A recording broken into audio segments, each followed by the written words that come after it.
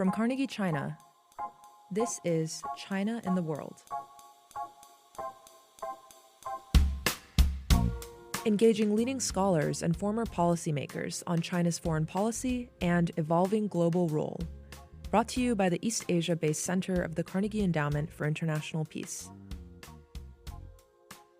Welcome to this season of Carnegie China's China in the World podcast, where we will be exploring how states in East Asia manage their multifaceted security and economic concerns as they engage with the People's Republic of China. My name is Ian Chong. I'm a non-resident scholar with Carnegie China and an associate professor of political science at the National University of Singapore. Today, we're going to take a deep dive looking at how Indonesia handles its multifaceted security and economic relations with the People's Republic of China. With me today are Yohanes Sulaiman, who's Associate Professor in International Relations at Universitas Jenderal Ahmad Yani, Indonesia, and a non-resident fellow with the National Bureau of Asian Research. And also, we have Natalie Sambhi, who is founder and executive director of Verve Research, an independent think tank focused on militaries and societies in Southeast Asia. She's also Senior Policy Fellow at Asia Society Australia and a non-resident fellow with the Brookings Institution. Natalie also teaches with the Australian War College. We'll start by talking about the really big picture, because not all listeners are going to be familiar with Indonesia's ties with China. So how would you describe Indonesia's economic relationship with the PRC? Well, basically, the relation has been getting strong in the past, 10 to 20 years, especially after Indonesia reopened the diplomatic relation with China back in the 1990s, and then since then, Indonesia has been doing a lot of business with China, and China has been exporting a lot of things, and then investment in Indonesia, such as the infamous high-speed rail from Jakarta to Bandung. And basically, the ties getting stronger. Although one thing that we have to be very careful here is, I don't know whether this is the time to say this, but one thing that we have to be also kind of worried is while the economic relation between Indonesia and China has been improving and has increasing in the past couple of years, but I believe Japan is still one of the largest investor also. Japan, United States, and other Asian countries, especially Singapore. Yeah, I was looking at this, and I think there is a sense of two-way dependence, but that's not an even one. It's definitely tipped in favor of China. It is Indonesia's largest trading partner, but I think Indonesia and China offer things that the other needs. Indonesia needs a vast amount of investment. It needs technology and in minerals processing, while China needs a market. So it needs places to invest. It needs to generate that kind of economic activity. It needs to redirect its infrastructure and manufacturing markets to find consumers. And the Indonesian middle class, even though it's shrinking, it still represents an immense market for Chinese goods, which comprise a large number of the imports as well. So there is a lot of complementarity there, and evidently a lot of potential as well. There's so much that Indonesia and China are doing together, particularly not just in the critical minerals space, but also in terms of electronics as well, with China making inroads into Indonesia's telecommunications market as well. So there are lots of really interesting points of intersection between China and Indonesia economically, and I'm sure we're going to unpack how those will intersect with the potential entanglements. But there's definitely a sense that these two countries, as their economies grow, as their relative power in the Indo-Pacific shifts, that economic relationship is going to form a really important pillar as well. I just want to add one last thing, and that's when you look at the joint statement between China and Indonesia that was released at the end of last year when President Prabowo went to visit Beijing, in the title itself is this idea of shared future. And I think when you think about the economic relationship as playing into this narrative of a shared future between Indonesia and China, you start to see how important it is. One of the things about Indonesia becoming a market for PRC goods, with the first round of the trade war and possibly with the subsequent round as well, there's been trade diversion. So goods that had formerly been going to places like the United States have been coming to places like Southeast Asia, including Indonesia. There have been complaints about overcapacity. What do you two make of this? Well, I mean, it is a real issue. China has been flooding Indonesia with lots of its manufactured goods, from textile to ceramics and everything under the sun, basically. And that creates a huge glut here, and the price basically dropping, and a lot of factories in Indonesia closed down. I have a colleague that has several clothing stores, and basically he said that he has to close, like, I don't know, like 2/3 of them, because because they cannot just compete against the cheap Chinese exports. I mean, like Indonesia, let's say the cost of like, let's say, manufacturing one piece of clothes is, let's say, around. I mean, this is just a ballpark number. Okay, like, let's say, like around $2 Singaporean. Like, but China can come and say, yeah, we are going to sell you for $1 a piece, and and the factories here say, like, look, we cannot compete with them. And why is that? Well, of course, I mean, on one hand, China does have economic of scale, that it has bigger factories, it's mechanized, and so it can produce faster and than Indonesians. But at the same time, China also has a lot of subsidized for their manufacturing business, and that's basically killing Indonesian factories. Given that, how does Indonesia seek to protect itself? Well, for Indonesia, now we already put the some sort of tariff, like barrier, saying that, look, we are not allowing China to just dump all their clothing here, so there are quotas. But the problem is, people asking, like, why now? Why didn't you do it last year during the election? Of course, I mean, the ugly truth is that those importers are paying a lot of money, contribute a lot of money to the political parties. So, I mean, and of course, after the election's gone, then the government says, it is really, bad idea. So we kind of shut the import up. But you already lost several factories. I mean, even the biggest factory in Indonesia, Sritek, already closed down. The other thing that's really that's pretty big is China is involved in all this extraction of minerals from Indonesia, which is having a big positive economic impact. Apart from the sort of overall aggregate effects, for local communities, that seems to be creating a lot of pollution. It seems to be creating a little bit of unease locally. Do you see any of that, Natalie? This, of course, gets into some of the economic security issues. No, absolutely. And this is a bit of a thorny issue. I'm going to defer for a statistic here for a second that, while a lot of Southeast Asian states, including, if not all Southeast Asian states, including Indonesia, see China as the most influential economic power, and that's according to the latest State of Southeast Asia report by our colleagues at ISAS Institute. But when we drill down, yes, it's the most influential economic power, but in Indonesia, 58.9% of respondents were more worried about that Chinese economic influence in their country other than being welcoming of that. So you point out to that double-edged sword where you've got masses of Chinese investment in nickel processing plants. 90% of nickel processing infrastructure is owned by Chinese companies. But at the same time, you've got deleterious environmental practices that are leaching awful chemicals into the water system and poisoning the local communities, amongst other things. So there is a responsibility, obviously, on behalf of the Chinese companies, but that lies at the feet of the Indonesian government to make sure that its environmental law protection infrastructure is robust, that it will actually enforce some of that. And that gets into a tricky thing of not wanting to alienate your purse, but at the same time wanting to reap benefits of that. So I think there has to be some hard questions asked about to what extent is the Indonesian government prepared to enforce some of those environmental protections and continue to enjoy the benefits of having that investment, which will certainly help Indonesia elevate itself within global supply chains for electric vehicle battery production, which will be critical. So again, we've got to ask where that's going to go. I mean, we've had explosions in the past at different processing plants, so there are questions there about safe practices for workers. We've talked about the economic relationship between Indonesia and the PRC. But, there are also security concerns, not just the sort of historical sort of concerns that continue to exist, suspicion of communism and so on. However, maybe there's a territorial dispute, maybe there isn't a territorial dispute, but at least north of the Natunas, we've had standoffs before between PRC vessels, government vessels, and also Indonesian Bakamla, that's Indonesian Coast Guard vessels.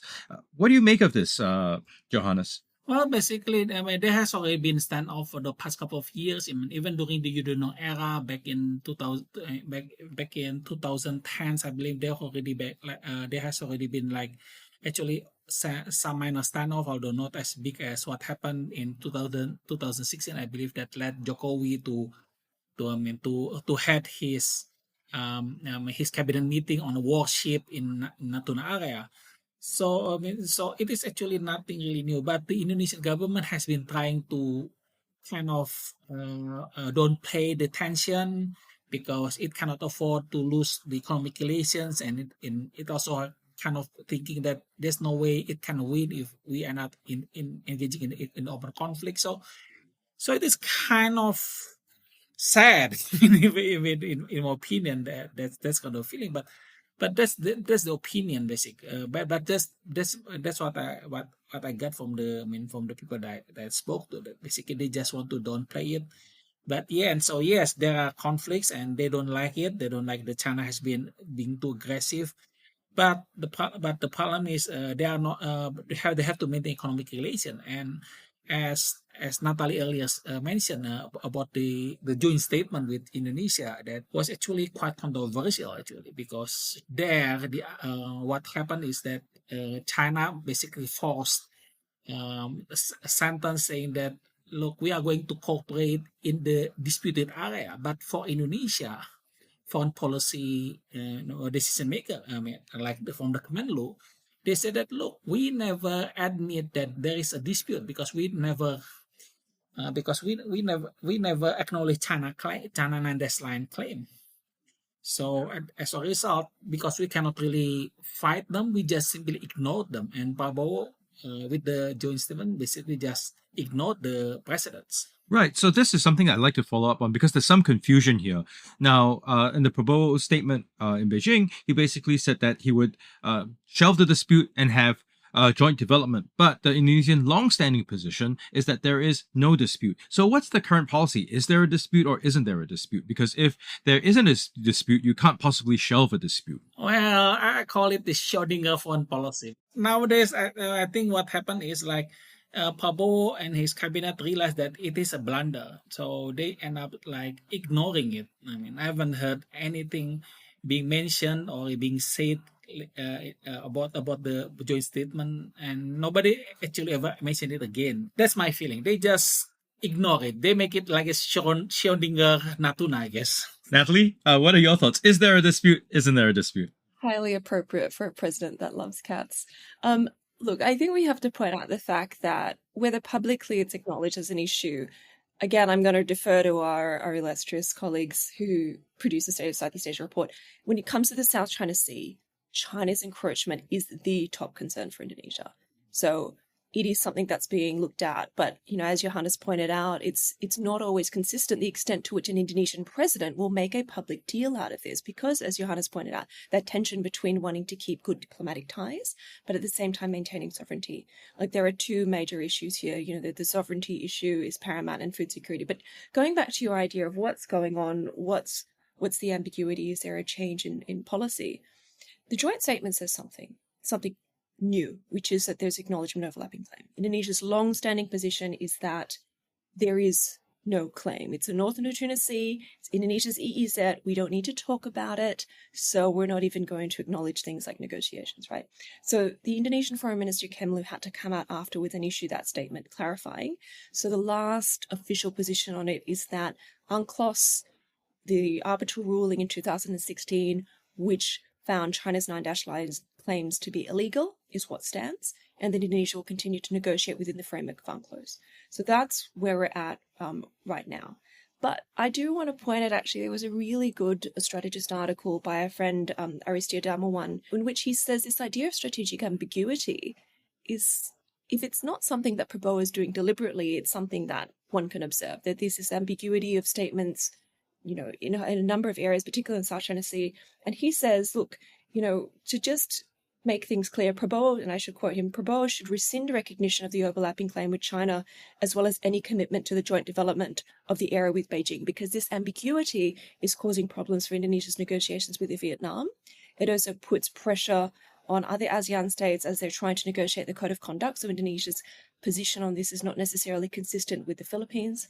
So there are second-order ramifications of this strategic ambiguity that have stemmed from this joint statement in South China Sea. If I may add something, and I agree with what Natalie said, and I also agree with the fact that this ambiguity actually hurt Indonesia's position way more. I mean, it is something that Prabowo doesn't really like because it is basically an albatross on his shoulder. I mean, it is just it is just a political suicide for him to maintain this. But at the same time, he is like running in the idea of like, look, I am the president, the president that Indonesia deserve. Like, I'm like this big guy, this strong guy. And of course, the last thing that he wants to do is to admit, like, look, I screw up. I mean, that's something that there's no way in hell I think I'm going to hear him saying, like, look, I'm screwing up. I mean, because if he's capable of saying that, I mean, there are a lot of things that has been doing in the past couple of months, and that I think he should just say, look, forget this, I screwed up, but he didn't. And so unfortunately, I don't think he will. He will apologize or say, I take it back. I mean, unfortunately. Right. So since we're on the South China Sea, I'm going to push our conversation a little bit further in that direction. So Indonesia, archipelagic state, maritime nation.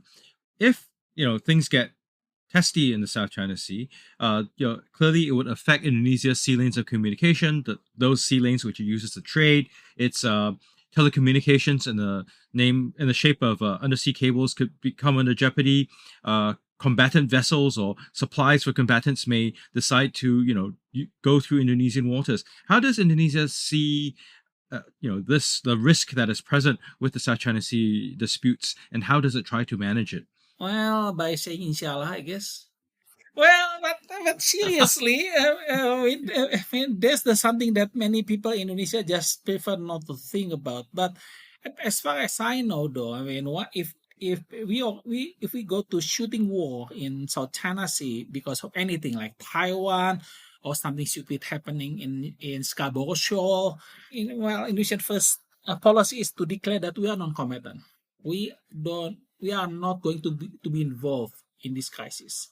We are not to be involved in the conflict. So we just shut our entire waterway. Well, that's basically the unofficial plan that I've been looking for. For the past couple of years, basically. So we just shut it down. But of course, I think I can predict what's your next question. Like what if United States say, look, screw it, and then we just damn torpedo full speed ahead and just broke it. Well, basically, from Indonesia, yes, there's always the possibility, but the question is whether you can fight the United States or Australia. And of course, what we end up doing is that, we know that you are going to pass it, but we will pretend you are not going to do it. And so basically, it is like if you don't see it, then it doesn't happen.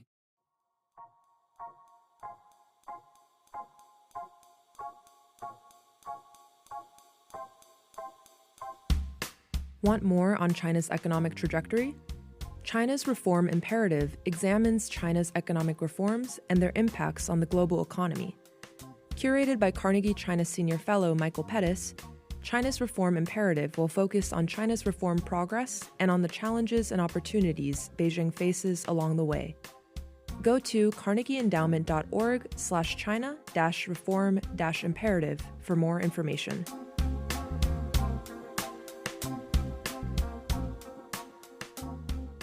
Well, actually, you predicted my question slightly wrongly.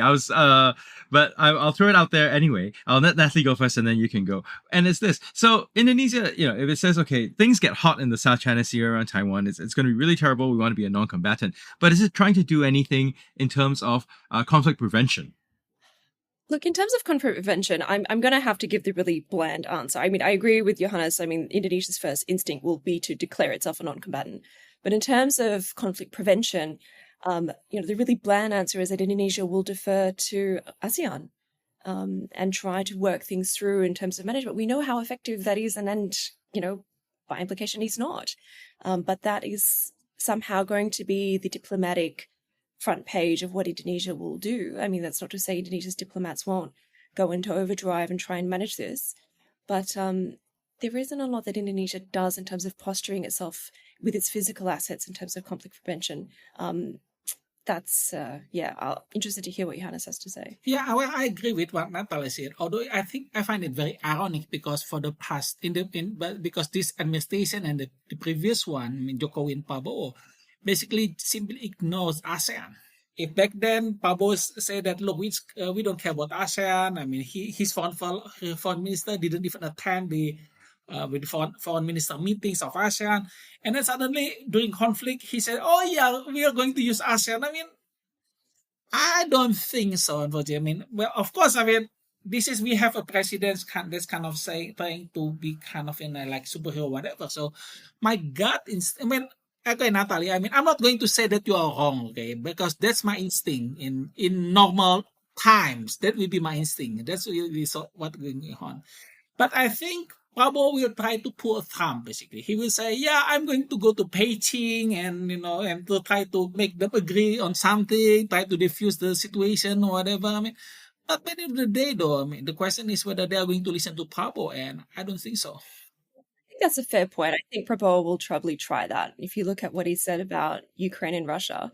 But actually, I just want to point out just one fact. I was looking up all of Prabowo's international trips since he became president, even before. But certainly since he became president, has visited all of the major countries, even gone, dropped into the UK on the way back from the US after he'd gone to China.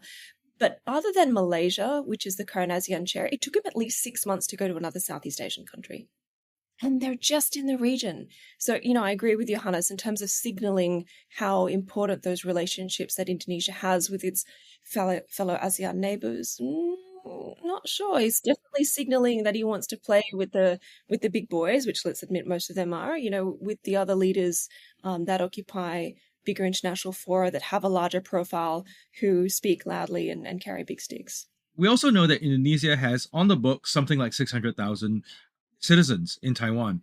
Off the books, there could be even more. So if we do have a really tense situation, or perhaps even a conflict situation blockade around Taiwan, Indonesian citizens will get directly affected. What's the thinking on that? As far as I know, if there's a conflict, our first instinct is to ask those countries to have a ceasefire so we can pull our citizens out. That's what we are going to do first.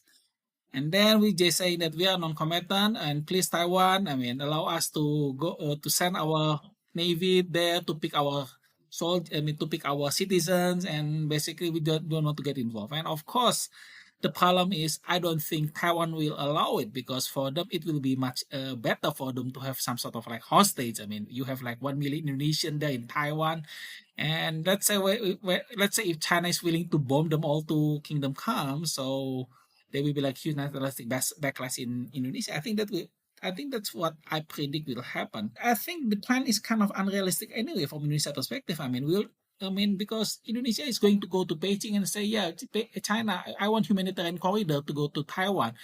And of course, I mean, for China, we say, yeah, let's do humanitarian corridor so we can use it to invade Taiwan. And of course, Taiwan is not that stupid. So most of the plan that I saw seems to be like based on wishful thinking, or more, I already said earlier, like inshallah, which is kind of like, I don't know, not a good way to make contingency plan. But the problem is there's no easy answer, especially if your foreign policy is based on the idea that you are always trying to sit aside conflict. I mean, that you don't want to get involved in conflict. You want to kind of avoid it, and that's a very limit to what you can do. Yeah, look, I hate to pile on here, but my colleague Big Chun and I have been doing research about factors shaping Southeast Asia's conflict decision-making if there were armed conflict between the US and China. And of course, this came up, this idea, well, what does Indonesia do with its as you say, 500,000, potentially up to 1 million citizens who are living and working in Taiwan? And the respondents that we had, they just said, there is no plan. And if there is, logistically, how are you going to do it? When Indonesia in the past has had to evacuate several thousand of its citizens in other potential conflict zones, or where things have heated up, potentially around Sudan or around Syria, they've done that, again, several thousand, using other neighboring countries that have been friendly, who have allowed their airports to be used. How is that going to work with Taiwan? How are you going to have the volume of planes to have this evacuation effectively? And interestingly enough, as Johannes pointed out, I mean, the first thing Indonesia is going to have to do, it's going to have good relations with China in that moment. It is going to need China's assistance. So it's going to need assistance from Japan. It's also going to have assistance from the Philippines. So I'm not sure how the logistics of this are going to work, but the respondents who we spoke to in January, February, it looked like it could be a bit of a very sad humanitarian clusterfuck. It won't work for sure. Yeah, but they're going to have to try, right? If that's the point. Yeah, I mean, I already saw several plans that say let's assuming that the Philippines willing to be our transit port, like assuming. Yeah, exactly. But the problem is if you have a shooting war in South China Sea, I mean, Philippines will already be on United States and Taiwan side. So it's kind of, so basically, and I don't think Philippines will say, yeah, we agree. Let's bring all those 1 million people, refugees to Philippines, and then just clog our sea lines, clog our ships that we cannot use to help Taiwan. I mean, I don't think so. Actually, you bring up a good point about, I mean, this is a sad point about the fact that they could potentially be hostages, people kept hostage in Taiwan. It could be used the other way by China. I want to flip it back to the point where we talked about shutting down sea lanes. One of our respondents said, look, if Indonesia wants to just be neutral and leave the situation, if it leaves the sea lanes open, that could be interpreted as assisting the United States and its allies by letting the maritime and air passage through. If they shut down the sea lanes, it's seen as interpreted as assisting China rather than not wanting any combatants. It's Indonesia's damned if you do, damned if you don't. But the extent to which those citizens in Taiwan can be used as leverage by either one side to say, okay, Indonesia, if you do close your sea lanes or you don't, this is potentially the outcome for those hostages. That's something I probably hadn't thought of until just now, but I think that's probably something that we ought to think much more closely. How might those two issues be linked? All right, so we've gone through a lot of the security issues. We started with the economic stuff. Now, let's try to draw the two together. From your sense, right, what's the first principles in Jakarta about how to manage these dicey security issues alongside the need to work economically with Beijing? So look, I think the instinct in Indonesia is to manage this behind closed doors. It will definitely have to be something that comes with the diplomacy first and foremost. But, as Johannes said, we've got a highly, highly centralized government right now, a leadership under Prabowo. So I would be looking to say, well, what's Prabowo going to do? Is he going to take that matter into his own hands? Is he going to issue a firm statement or not? If it's something to do with sovereignty, or bearing in mind that his legacy will also be predicated on the extent to which he can get a lot of these promises up off the ground in terms of improving the lives for Indonesians, that he is obviously in a bit of a bind there. So hard to say exactly, but I think the considerations will be, for Prabowo in particular, someone who has a very strong sense of self, let me put that politely, will be thinking about, well, 5 years from now, how am I going to pay for this? Or at the same time, bearing in mind that he has a very explosive personality, he may say something that then just ignites a tinderbox, and then that can cause an issue. So we've got a couple of options there, but I think, without getting out a crystal ball, those are the considerations I'd put on the table. That's how Indonesia is going to balance this. A, not easy, and B, with a president who is unpredictable.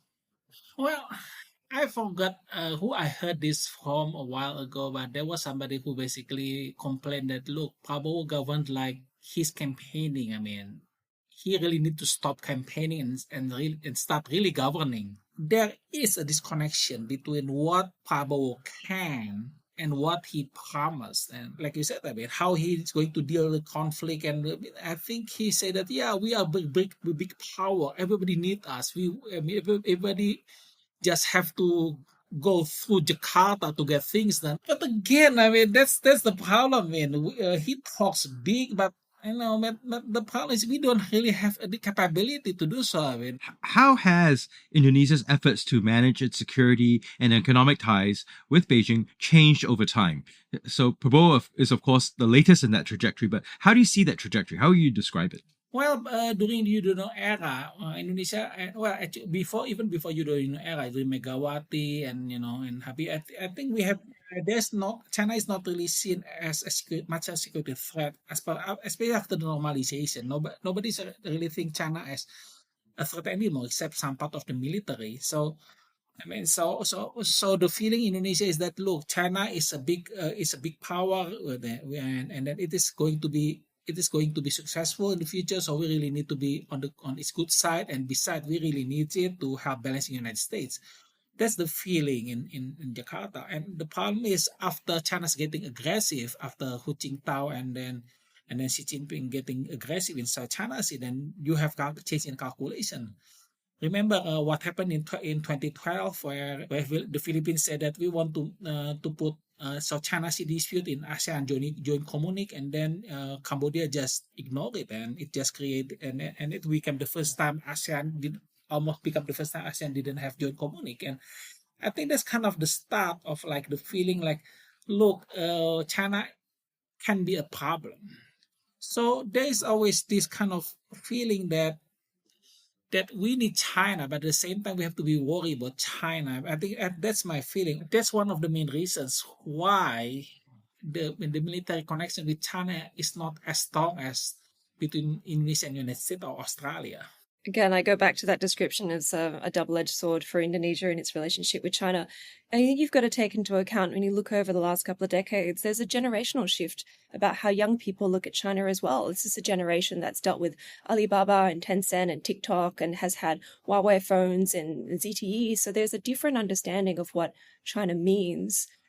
As the United States' influence also shifts, particularly amongst Muslim majority countries in Southeast Asia. So I think that is some of the social, political context as well that Prabowo can lean on. But, as Yohanes mentioned, China is a permanent feature of the Indo-Pacific region. Its power cannot be ignored. Its economic opportunity can't be turned away from.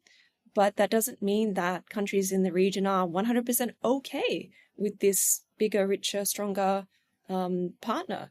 So yes, there is a recognition that is a risk, but at the same time, Prabowo is sort of marching head first into this relationship with China. The other elements of the joint statement that I think are worth pointing out is that Indonesia also recognized China's global security initiative and its global civilizational initiative. It has never done that before. So, and then we had the first 2+2 that was set up, the Indonesia-China 2+2. Okay, maybe no big no deliverables from that. But again, these are all small data points when you look at their sort of upward trajectory, again, with that underlying anxiety. But it's dealing with, playing the ball where it lies. China is the ball. It's there. It's not going anywhere. Share with us what your sense is of what the next things on the horizon are for Indonesia's ties with the PRC. Well, I think in the long run, the wish from Jakarta is that things may stay the same. I mean, China may be kind of provocative, but not that too aggressive. That that there will be like some calm head in Beijing that kind of stop all the crazy war talk before it happens. And because for Indonesia, what it really doesn't want is to get dragged into a conflict between the United States and China. So the hope is that, look, even if there's a conflict, hopefully it will be minimized. And I think we really need to start thinking about what we really been thinking in the past couple of years about like security, especially because China also becoming more aggressive. But at the same time, though, I'm contradicting myself here, and because honestly, I'm still unable to find, to make up my mind also, because, with Trump in the White House, at the same time, China seems to also try to find allies that it can work with to the United States. I mean, I believe Xi Jinping basically told ASEAN's leaders that, why don't we work together to fight American tariffs? So rather than all of you like fighting them alone, and let's also band together, which is kind of surprising if you think about China's policy in South China Sea. China basically can use Trump to mobilize Southeast Asian countries against the United States, and that may be something that we may have to think about. If Trump really start focusing back to Southeast Asia and start thinking that maybe I need to jack up the tariff or whatever. Yeah, look, Johannes brings up a lot of really good points. It just got me thinking, I was saying earlier that China is a major player in the Indo-Pacific, but it's not the only player. It's a big game, but not the only game. Indonesia is looking to join the OECD. It's looking to shore up its relationships in the Middle East. With the UK recently signed a partnership, Prabowo, when he visited Keir Starmer, looking to build up those ties with Russia, ties with India. And then, as we know, when President Macron visits Southeast Asia for the Shangri-La Dialogue, he will make a trip to Indonesia and Vietnam. So, I would look at Indonesia's relationship with China in this sort of global context of how else is Indonesia going to manage its relationship, not just with China bilaterally, but as part of a suite of relationships that it's going to have if it's going to be able to be resilient with the potential, effects of the trade war, but also then mitigating its dependency on China. So I think that's probably something that's already had an injection of energy under Prabowo thus far, and I don't see that changing. But look, as far as Indonesia is concerned, China is, going back to what I said earlier, it is still a big game. And that mitigation between balancing security and economics is going to be challenging from this point there on. So how do these different elements get reconciled in Jakarta? I think you are giving Indonesian decision maker too much credit if you think that they are going to reconcile this. But to answer your question, I think what they try to do is basically just like I said earlier. I mean, they just don't want if there's a conflict to explode too far. So they try to climb in because there's just no worst case scenario being planned in Jakarta. I mean, that's the problem here. I mean, and everybody think that peace will continue. Indonesia will have a good economic relation with China. We need China. We need the investment. Although although we also need American investment, Japanese investment. So it's kind of the same thing. I mean, I haven't heard any new thinking in Indonesian foreign policy in the past, I don't know, like 20, 30 years. Yeah, look, I'm kind of with Johannes on this. Your question is how do they reconcile all of this? Like they don't. Even if there was fresh thinking about China within Kemlu or within think tanks or whatnot, to what extent is Prabowo going to take heed of that? He's got his inner circle, he's got his advisors, heck, he's got his own way of doing things. So even if that fresh thinking somehow makes its way up to his desk, I'm not confident that he's going to take that on board. Indonesia doesn't have a China strategy. It does have ambitions and it has a grand strategy about things that it needs to pursue either as part of Indonesia and us in terms of Prabowo's goal of 8% economic growth. That's the stuff that is occupying the executive's mind. There's certainly that branch of the Indonesian state. And the rest of the Indonesian state is busy trying to make sure that all of those other goals, those material goals that raise the standing of Indonesia's living, are tended to. There isn't a lot of bandwidth left for the big picture strategic thinking. It's not to say that it doesn't happen in the country, but there are so many other challenges that need to be met that, Johannes is right. Like, we're just going to do business as usual until we don't have to, because we need to get those things done. On that very sober note, I'd like to thank both of you for being on this podcast. Thank you so much, Johannes. Thank you, Natalie. Thanks so much, Ian, and thanks, Johannes. Thank you. Glad to be here. Thank you for listening to the China and the World podcast, a production of Carnegie China, the East Asia-based center of the Carnegie Endowment for International Peace. Views expressed are those of the host and guest panelists, and not necessarily those of Carnegie China or the Carnegie Endowment for International Peace. Subscribe to the China and the World podcast on popular podcast platforms such as iTunes, Stitcher, or wherever you listen to podcasts. Learn more about Carnegie China at carnegiechina.org. Tim Martin is our audio engineer and producer, with help from Heewon Park and Wan Yi Du.